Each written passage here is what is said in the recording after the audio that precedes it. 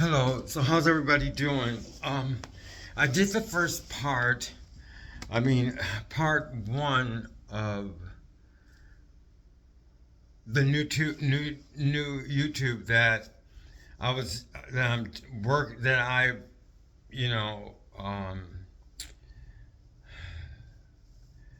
of the new YouTube that I have. It's split in three parts.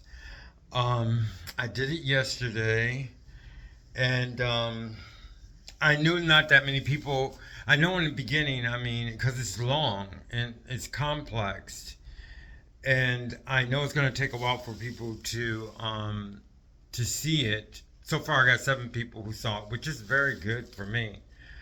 Um, and like I said, I still have this. I told you I changed this to where I kind of like put it down a little bit, and it seems like a better picture. So now I'm getting into part two. The first part, I explained the different parts of this section that I'm doing.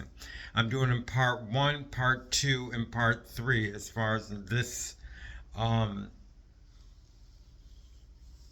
ex-Jehovah Witness YouTube is concerned. The first part was on hope, okay? And I didn't know it was going to take that long. I thought I was going to do them all together, but it ended up 1 hour because the introduction was kind of long. And I wanted to state the reason why it's long and it's drawn out is because um, we obtained so much information and we learned so much in the station is that I drew off of that and the fact that it is, how can I say, it's not, I'm not saying a lesson, but it's done in a progressive way. What I mean by progressive, it means that from the things that we've learned, the things that I've learned, the things that happened, so you progress. It's just like in the music videos that I have. I don't really do a music video or a guitar video unless I learn something from it. That's my scheme. I guess I don't know if that's a good word, but a scheme is like something that you, or a tool that you use to interest your viewers. And my whole scheme is based on knowledge. What I mean is about continually learning and building on something. Okay. And the thing about this is you would think the bricks get bigger, but the bricks get smaller because you're like zeroing in on something like a microscope. There's a telescope and then there's a microscope. So you see things in, how can I say, meticulously. And also, there was another word I wanted to use. You see, detail, very detailed. It would be hard for people to just flash on the video and just like get something out of it the first time they see it, okay? Unless, I know a lot of ex-Jehovah Witnesses. I was listening to a lot of ex-Jehovah Witness, and we do have a certain kind of tone and a certain kind of ability, which means probably, like I said, because we're so used to in the talks in the Bible studies that we were so used to just listening and not even understanding. Just for just disciplining ourselves to pay attention, even though there was no way to understand. One good example of, I remember I used to I liked languages, and when I was Jehovah Witness, I was very young. I guess I was around in my 20s because it was when I was like free to do things on my own. And it was after high school. And I got this friend, and it's all these acquaintances and stuff are in my YouTubes. But it was a Spanish congregation. I didn't know Spanish. I mean, I picked up Spanish, but it was very broken, and I didn't know that much, as much vocabulary.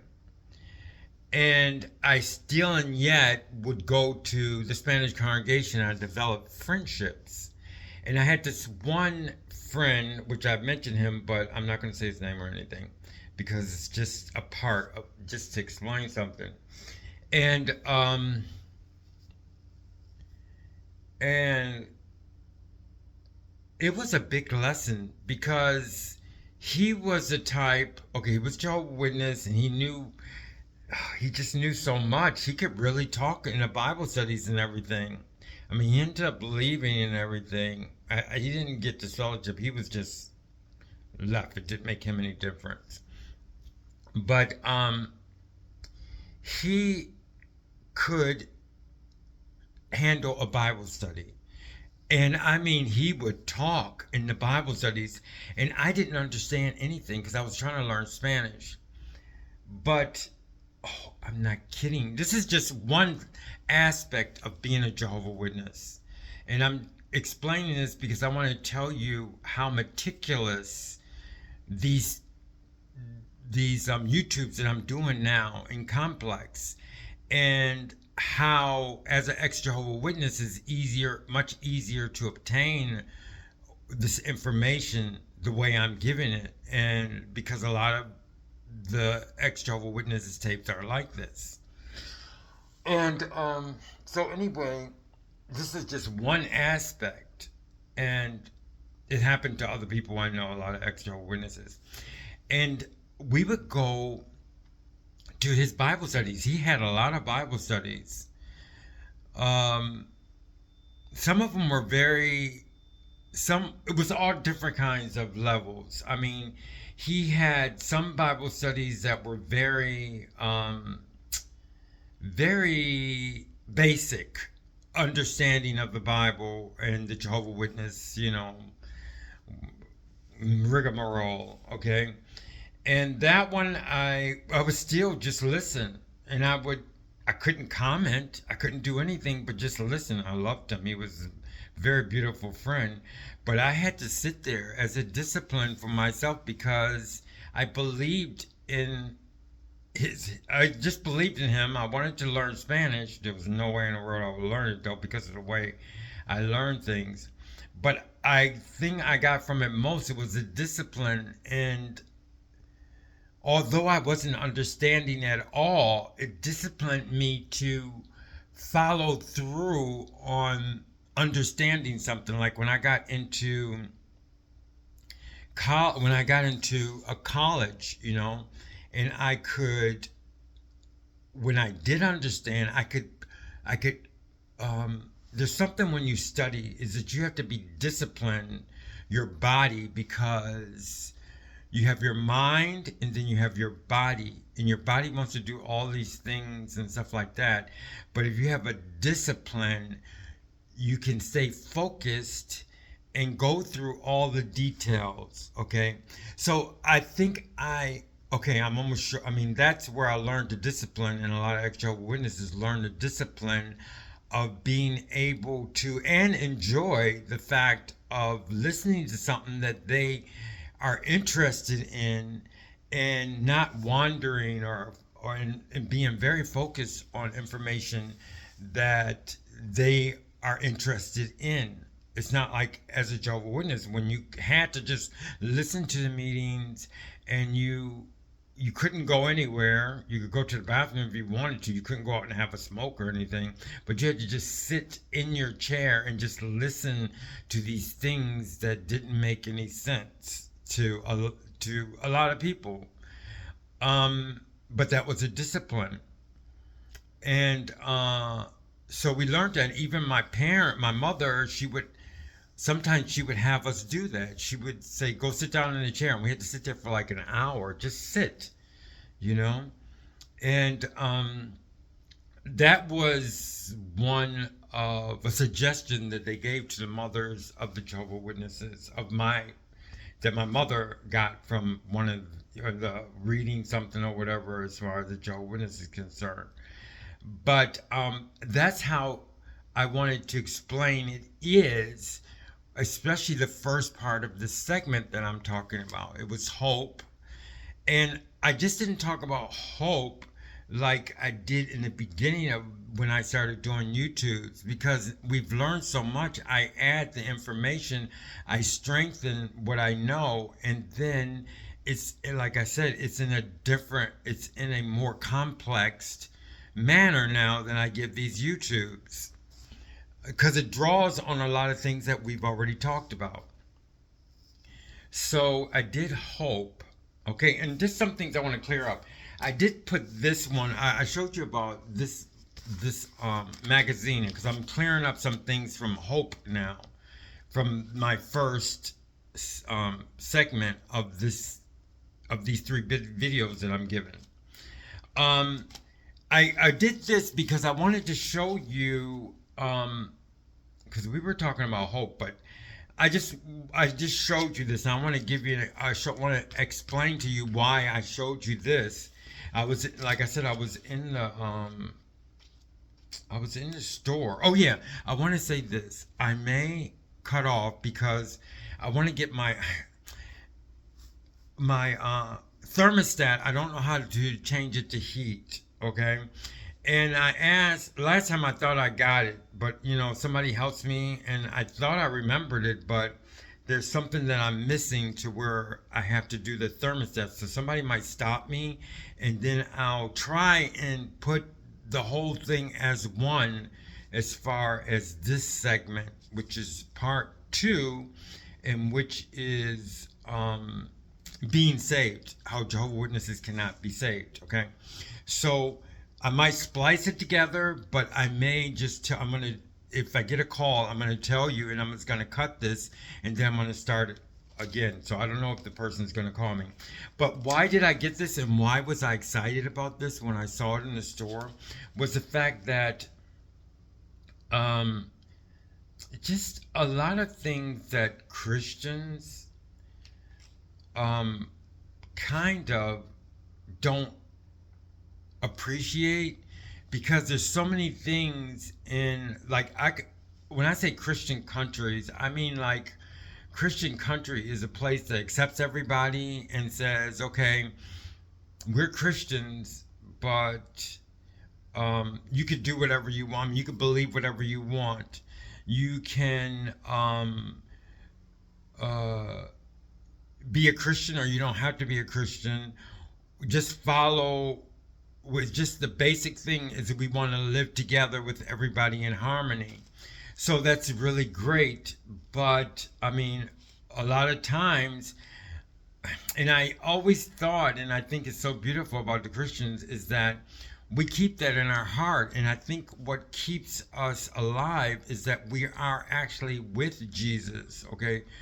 And he keeps us comfort, and he shows us that he gives us all the meetings and stuff like that we need to know individually, and that's how we stick together. And it's so weird for me to see that a lot of people still understand what I understand. I mean, it doesn't. I mean, a lot of people to me, are very prejudiced against the Christians, but the Christians don't care. I mean, like, they just continue personally, individually. And sometimes I think everybody lost it, but they didn't. They just don't talk about it because, it's not the center of attention or whatever. But they keep it in their heart individually. It's one time I was in a Catholic church, and somebody came in, and it was of another religion. I'm not going to say what happened, but they started worshiping in the front of the mass. I mean, it was like kind of like a mass or something that we were doing, but they came in and just started doing their worship or whatever. And I was shocked. Just when I was studying to be Catholic, nobody did anything. Okay, nobody did. It was as if the person wasn't there. I mean, it didn't even touch them. I mean, it didn't even sway them whatsoever. And I think the person was like stunned in the fact that nothing happened. And they did the whole thing, and then after that they finished and they left, and it was like nobody was really there. Now that I can see, everybody was in like this place. I don't know. I'm just saying, as a Catholic, I mean, you go to this place. It's really something else. It's such a big. It's kind of hard to explain, but what I'm trying to say, it didn't affect them whatsoever. Did they get up and try and let the other person go? No, they didn't do anything whatsoever. They just did whatever they had to do, and they saw that these people are not here. I mean, I was new, and I was like, why is this happening? Why is this happening? But it just showed a lot to me. So anyway, so that's what I'm saying. I got this to show, not to show to show myself, to learn. Because there's a lot of information that we get as Christians, personally, and not just that, but this is I just learned some things about the history of Jesus and how he affected. The only reason I got it was let me see, the Prince of Peace, and how he changed the world. I mean, it shows how he changed the world. The world, which is really the real history. So that's why I got it, because I wanted to. I mean, I know how he changed the world, but I need other people's viewpoints of how he changed the world, and it's physical and things. I don't know everything, but how he changed the world, and that's why I got it, for history and interest and things like that. So that's why I wanted to tell you why I put that up there. So anyway, I did the first part. We did the first part of hope, and the reason why I'm saying it's complex is because I gave an experience of something that happened to me, okay? And what is hope? Well, hope is something, from what I gather, I don't know everything about hope, but it's something that we can hold on to keep going, you know?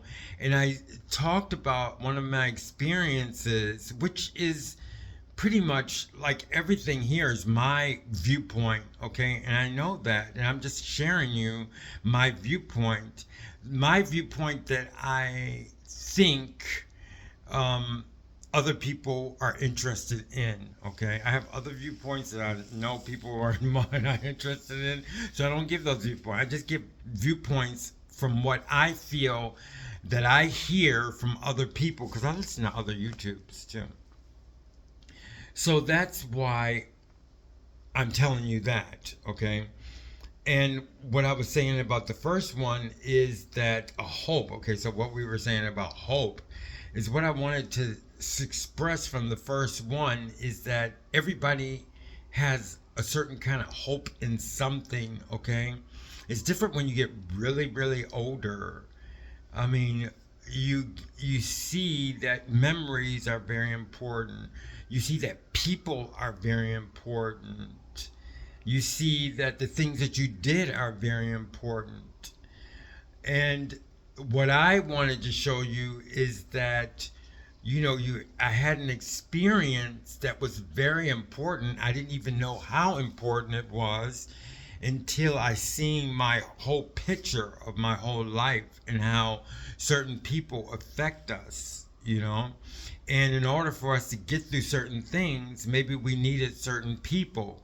But say if that person is no longer, or just it's like everything that happened to you didn't matter now. But I didn't, to me, I needed to hope to know that if I keep going on, does it really make a difference? Okay, so because hope is a big thing. That's the kind of hope that I'm saying is just like, when you go on, what's going to keep you stable? What's going to keep you from not wanting to be interested? Okay, like, you're interested in your life, you want to keep doing something, okay, and you do that because you have hope for something. You hope, you don't know, but you have hope that this thing will work out, or this is true, you know. And I needed the hope that, this person didn't just fade away, okay, and that it did mean something, and that to me is hope. Like for instance, even a YouTube or whatever, it gives you hope because it shows you that, yes, things do matter. Yes, I did make the right decision as far as being an ex-Jehovah Witness. So those are the things that hold it. But remember, we just can't say one thing and say that, okay, this is hope and that is hope. From what I was speaking last time, is that things are complex sometimes. To explain hope, we continually learn about what hope is. So that's another complexity that I'm trying to tell you about. And then I also explained that, you know, you, nowadays, and it's getting, not, I can say, I'm going to say worse, but it's worse. You understand what I'm talking about? But it's getting worse and worse to where there are no instructions. Everything is dependent upon our experience that we have with something. Like, I use the smartphone, okay? If you never had a smartphone, you don't know what a smartphone is, and somebody gives it to you, like nowadays, just like you just came to America or whatever, and you came from this country or whatever, and somebody said, here, you get a free smartphone, you won't know what to do with it, okay? It was like, there's no instructions or anything now, you know? So you would have to experience it, and that would take like not a month. It would take like a long time, maybe a year or 2 years or whatever, to get acquainted with so many things and facets about things that you can do. Well, that's what I mean about nowadays. Like, for instance, this YouTube, I just can't, it's not on paper, you know? It can't be, there's no notes, you know? Uh, because it's this point, it's that point. Maybe I might want to explain something. So it's really like my instruction, like I was telling you. This is plugging it also. My Dance Without Music slash American Yoga, and it's so complex. And still, I'm still working on some of the things that I don't even know that are going to work out. I believed in everything I said. Then I have to have hope because I'm doing some things that are not complete yet. Yes, I can see, because I'm on precision, and I can see that it's working out, but I'm the type of person that has to 100% before I say something, you know, because I got so tired of people saying things and then they didn't do it themselves, or people saying things and I don't see it in it. I don't see it in themselves. So that's one reason why I wait so long. I haven't given a full American yoga class yet because I'm still working on something, and I need hope. And that hope, because things work out this way, if this works out, that gives me hope to keep going on and not saying I was wrong. Okay. So anyway, now we're getting into look, it's pretty bad. I was just checking the time. Excuse me. Now we're getting into why they can't be saved. Yes, it's a very hard thing to say that they can't be saved.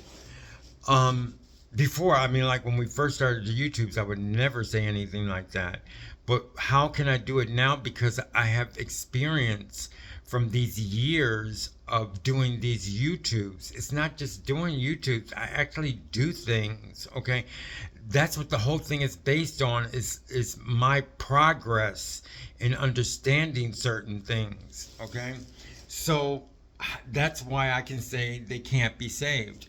One example I want to give is because I draw information from everything, like I said before, is Vertigo. I always thought about Vertigo, the movie. Okay, always wanted to see it, and maybe I couldn't see it before because I wouldn't understand it when it first came out. People were baffled and they didn't like it. They didn't understand what is this and what is that. You know what I mean? I mean, it's pretty much. I saw the movie. I didn't see the ending yet. I got like maybe 15 more minutes to watch. Okay, but I keep going over and over again. The acting is just very, very good. I mean, Kim Novak, I always heard her name coming up, as a child and seeing movies and stuff like that. Maybe I saw the movie, but I would never remember seeing that movie because the movie, there's no, like I'm telling you, like we were just talking about, there's no action. I mean, there is literally hardly no action in that movie. Everything is pretty much, I don't like to say mental, um, or I don't even like to say psycho thriller or whatever. How can I put it in that word? Not psycho, but mental. It's not philosophy. Um, it's more like, how can they, not Psycho here because he did a movie on Psycho, but it's Alfred Hitchcock a movie, um and they should call it a psycho thriller or something like that. But I want to use a term, psychological. Okay. um I would say it's kind of psychological, but most of it is psychological. I mean, I hope that's a good word.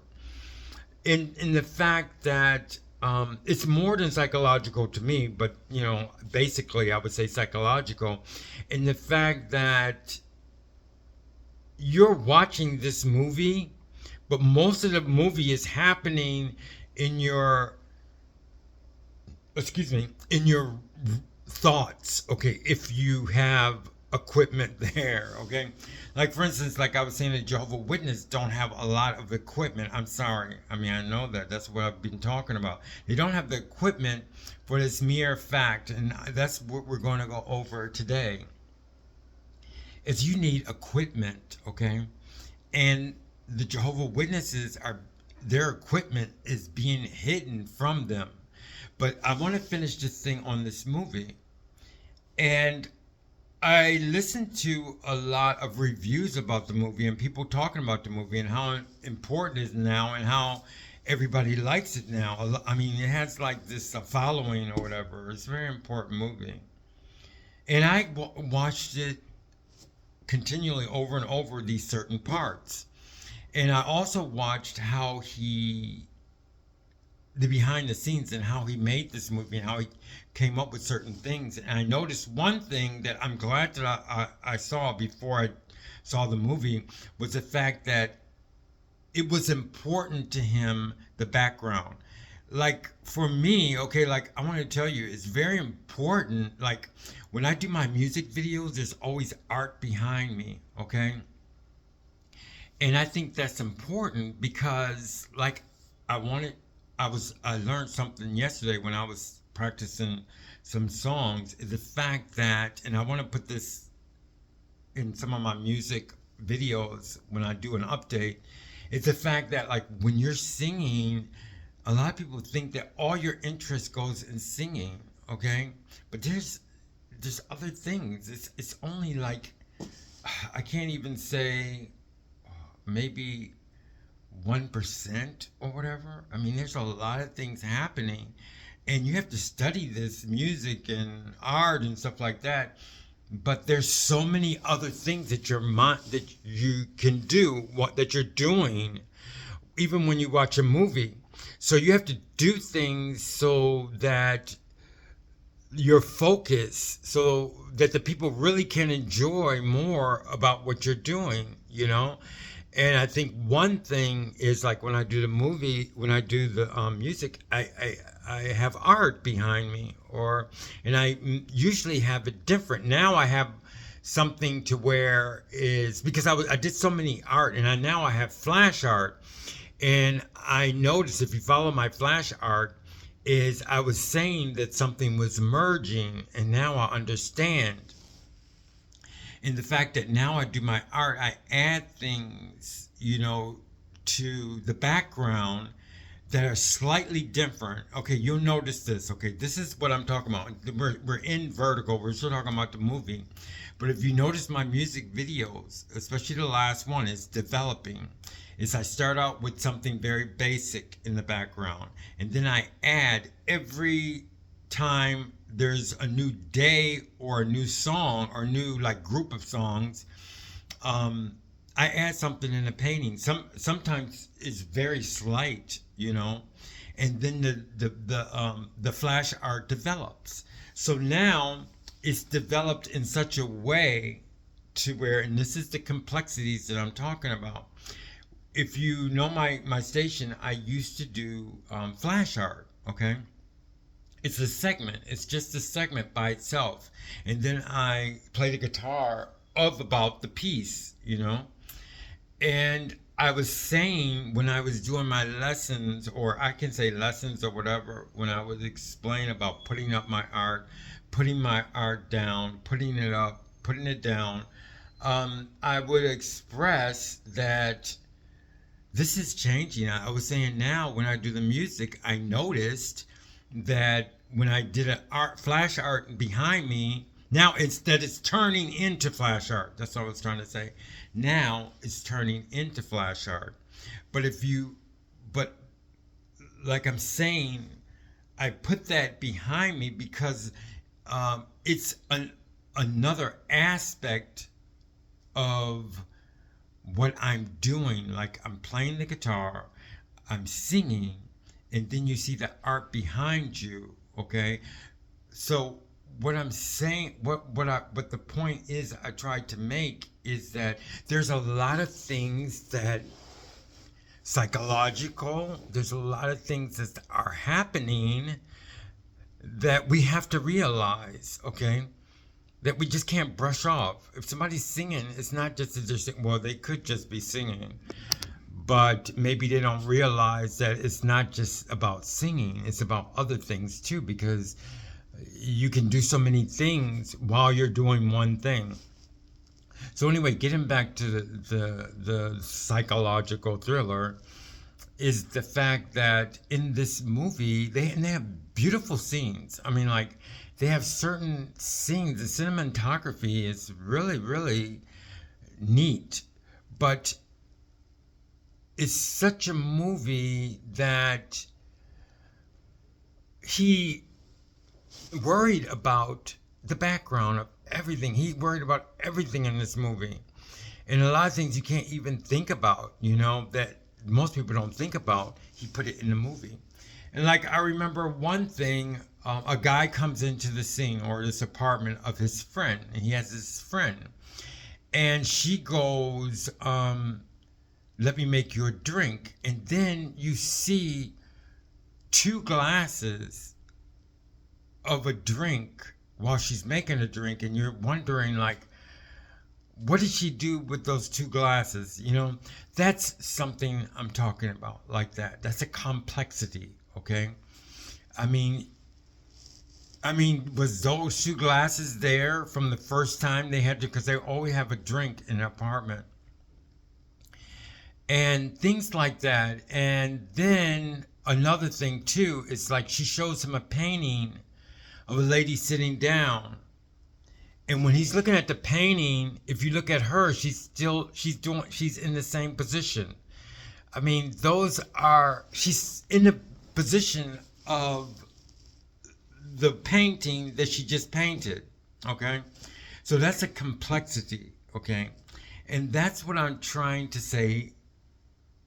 These three, part one, part two, part three, is like that kind of complexity, and in order to understand the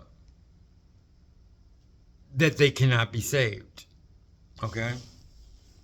Now, in the movie, toward the end, there's so many things happening that they just told you. Now, all the happening though is not something that you see. That's the weird part of the movie, is that they do these very slight things, but everything is dependent upon your formal knowledge about life. And when it got to this point, and everybody has a different perspective in the movie, okay? Like there's a lady who has a perspective, maybe she has like 3 perspectives at once, okay? And then the guy has 1 perspective, okay? And then that's basically the complexity of the movie. But yet you have to understand these complexities and these perspectives.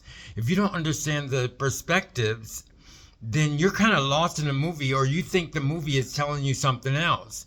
And like I heard some parts where it was a younger person who reviewed the movie, and he was going, it's kind of like haunted or something like that. But it's funny because I watched the whole movie. It doesn't have anything haunted. You would think that it was haunted in some places because, okay, like in one part, he wants this lady to look like somebody. No, this is the complexity. He wants this lady to hit in his perspective, so I won't make it that complex. He wants this lady to... Okay, guys are sometimes, I don't know if ladies are like this, but I know guys are sometimes, when they like somebody, they look for that same person everywhere. Okay, it's just like, if you really love somebody, maybe you lost them, or maybe something happens or whatever, but you have that person on your mind. And sometimes you see that person in other people. Until you like really look, it's so burnt in your mind, and you go like, no, that's not that person. Okay, now in the movie, this guy, he really fell in love with this lady. It's a complexity, but I'm not going to tell you about the complexity. It's more complex. She loves him, okay, and hers is so more complex. And I'm going to tell you, I'm going to add this, that this lady did this movie, Kim Novak, and she had to take 3 days off because it was so, it was just so grilling. It was so mentally grilling that she had to take 3 days off, and she had to see a psychiatrist. Okay, so anyway, that's just showing you what I'm saying about this movie. But you would never, ever go, it wouldn't even affect you if you don't have all these setups in your mind. If you don't have all these former understandings in your mind, it would just blow, you would just say it's haunted, okay? So anyway, she dresses up like the woman that he sees in his mind, and he's in love with this woman, okay? So she agrees to do all these things for his fantasy of this person that's dead, actually. But they say, and that's another thing too, I believe that nobody really understands. I mean, I caught so many things because I don't want to mess up the movie, but it's just so complex. I'm just using for his point of view because I'm not going to go into the movie. So anyway, she does this for him, and then he wants her to make her hair like the woman in his fantasy, this woman. So she does it. And when she comes out, the bathroom, or fixing her hair to look exactly like this person that's in his mind, you see this glow, almost like a euphoria, or like a how can I say, like a, not angel, just come on, like an angel or whatever, something haunting or whatever. And she comes out, and that's what he sees. And you can actually feel that way because of the state of mind that he was in. Because when he lost this person, he suffered some kind of mental illness, and he went into a psychiatrist.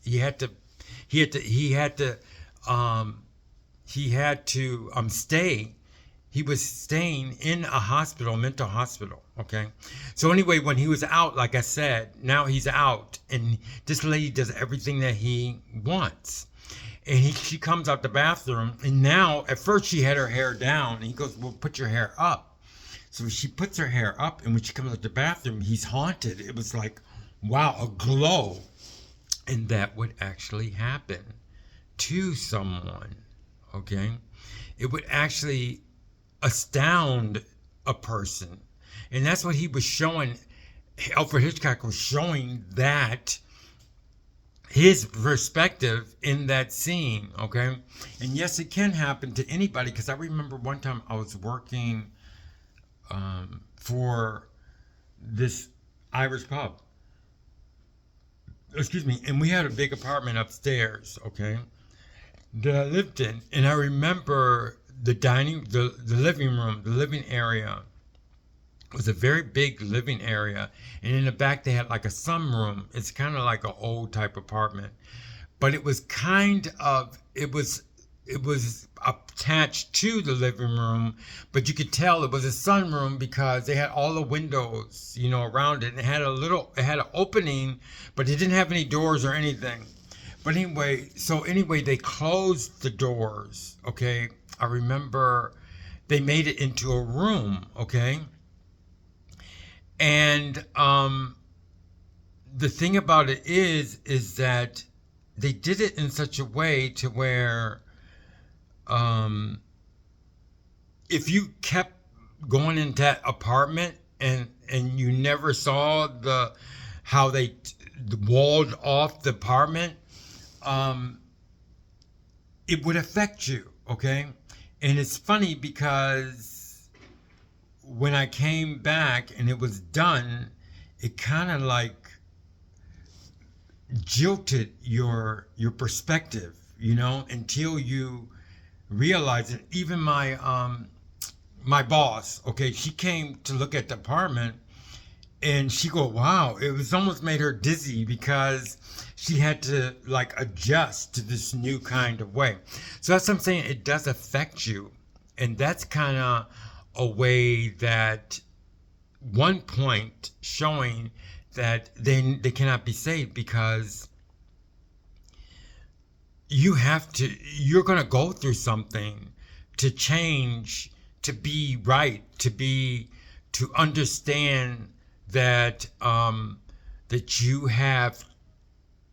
that you've been going on the wrong path. It's just going to jolt you.